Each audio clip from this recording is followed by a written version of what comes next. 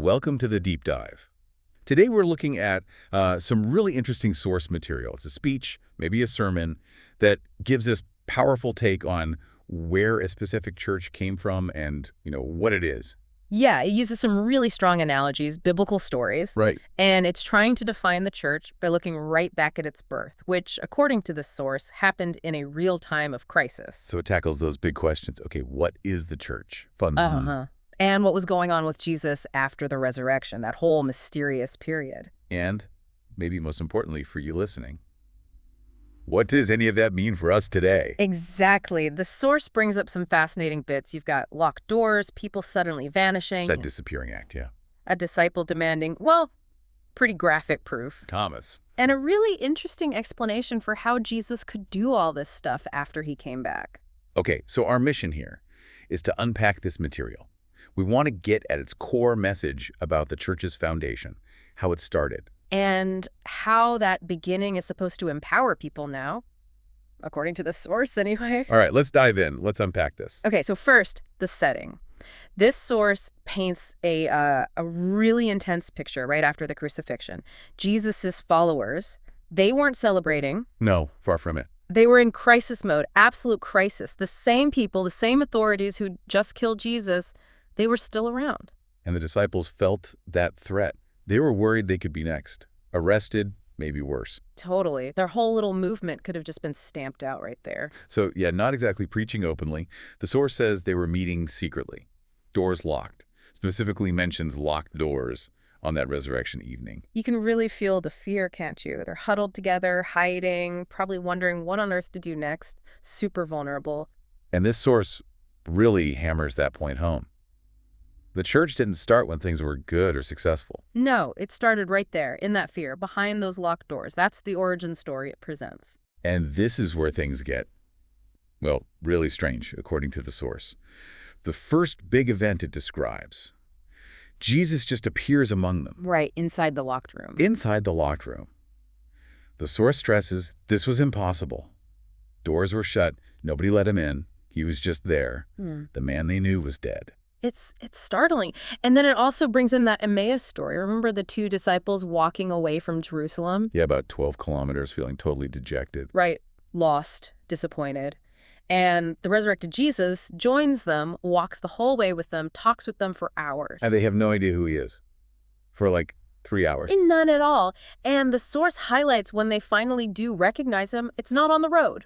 It's later, at the meal. Exactly. When he takes bread, blesses it, breaks it, gives it to them, that familiar action, then bam, their eyes are open. They know him. And then what happens immediately after? He vanishes. Just like that. Gone from their sight. So appearing suddenly, disappearing instantly. Yeah, the source points to these really significant, kind of baffling changes in Jesus after the resurrection. It almost compares it to instant teleportation you'd see in comics, a superpower. Able to bypass locked doors, physical barriers, distance. Yeah. Then just gone. And the source is clear. This felt new. Different from the miracles he did before. It really made the disciples wonder, Is he still human? Is he a ghost? What is this? Exactly. What are they dealing with here? And this is where it gets really interesting. Okay, so Jesus has appeared and disappeared. The disciples are probably reeling, trying to process it. Yeah. But Thomas wasn't there the first time. Right. And this source says when the others told him, hey, we saw him, he's alive, Thomas was just completely skeptical. Not just skeptical, aggressively so. Totally. Flat out refused to believe it. And he lays out these very specific conditions. Really graphic. Yeah, the source quotes him, unless I put my finger in the nail marks in his hands and put my hand into his side, I will not believe. Wow. The source notes those words were harsh, maybe even hurtful. Definitely blunt. So then fast forward a week, they're together again. Probably still behind locked doors, still scared. And this time, Thomas is there. And Jesus appears again. Same way. Through the locked doors. But what does he do first? This is the key part the source highlights. He goes straight to Thomas. And he says Thomas's exact words back to him. The words Thomas spoke a week earlier when Jesus wasn't physically there. Whoa, okay. Put your finger here, see my hands, reach out your hand and put it into my side. Stop doubting and believe. He knew. How could he possibly know what Thomas had said? He wasn't in the room. That's the million-dollar question this source raises. It strongly implies Jesus was aware.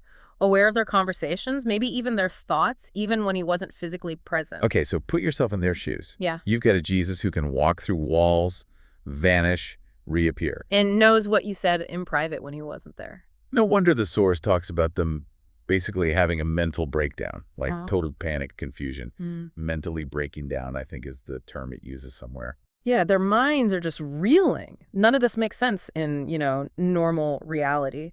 These abilities seem utterly impossible. So faced with all this, the appearing, disappearing, finding their secret spot, knowing private conversations. The source argues they were kind of forced into an explanation. There had to be some way to make sense of it. And the only conclusion that fit all the evidence, according to this source.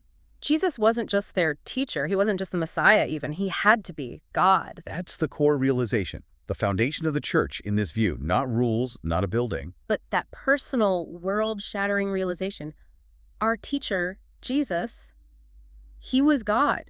And believing that Jesus is my God, that's what makes you part of the church, according to this source. And it connects that moment, that belief born from these strange encounters, to things like the Apostles' Creed later on. Right. It sees the creed as basically formalizing that initial confession. The church today is just continuing that same core belief. Okay, so let's circle back to the disciples. They've just had this mind-blowing revelation about who Jesus is. They're probably still shaken up. What does Jesus say then? Well, first he says, "Peace be with you." But the source notes the original language suggests he said it again, like reiterated it. Emphasized it. Exactly. This material interprets that as Jesus really telling them, seriously, calm down, don't be afraid, right in the middle of their fear. Okay, so he calms them down, and then what? Then, right after telling them to be peaceful, he hits them with what this source calls a totally unreasonable command, considering their situation. Which is? As the Father has sent me, I am sending you, basically. Get out there, stop hiding, go into the world, just like I did. Even though they're terrified, unprepared, and the world outside is dangerous. Yes. The source uses an analogy like, imagine being told to immediately go travel somewhere that just had a major crisis or unrest. It feels irrational, impossible. And he adds something else too, right, about authority. Yeah, he says they'll have the power to forgive sins or not forgive them, which, this source notes, sounds like this immense spiritual authority. Which again seems totally mismatched with these scared, unprepared disciples. Right. So why? Why give this huge task and this authority to people who seem completely unready? What does the source argue? It argues it's because he first showed them who he really is. He revealed his divine nature. He wasn't just sending them out alone and unprepared. He was showing them, I am God, the one who walked through walls, who knows your thoughts, and I will be with you always, even when you can't see me. So he hears everything, knows everything. And he'll back them up when they act in his name. That's the implication. Jesus himself, his constant all-knowing presence. That's the weapon, as the source puts it, the resource he gave them. That's the argument. His own divine presence is what empowers them for this seemingly impossible mission. Okay, so connecting all this, Right. What's the takeaway for today, according to this material? Well, it draws a really direct line from that ancient story to now. It repeats that definition. The church isn't really the building. It's the people. It's the people who truly believe Jesus is their God. Yeah. You, listening, if you believe that, you are the church. Yeah. The building is just like the clothes it wears. And what's the final observation this source makes? You said it was striking. Yeah, it's that the church today, meaning believers, meaning you, has this incredible weapon, this promised, constant, all-knowing, empowering presence of the resurrected Jesus. But often people just don't realize it, or they don't actually use it. They don't rely on it. So instead, people get caught up in the day-to-day stuff. Exactly. Yeah. The anxiety, the stress, the fear from all the real-world problems we face. And they forget, according to the source, about this huge resource, this divine presence they supposedly have access to. So the final point is? To be a real church, a truly living church reflecting that origin, you need to genuinely believe in and actively rely on this resurrected Jesus as your God. Trusting he's present, trusting his promises. And then stepping out boldly into the world because of that trust. Living for his glory, not just hiding from problems. Okay, so stepping back from this source, it traces this journey from fear and utter confusion about Jesus after the resurrection. Through all that strange evidence pointing to his divine nature. To this core foundational belief.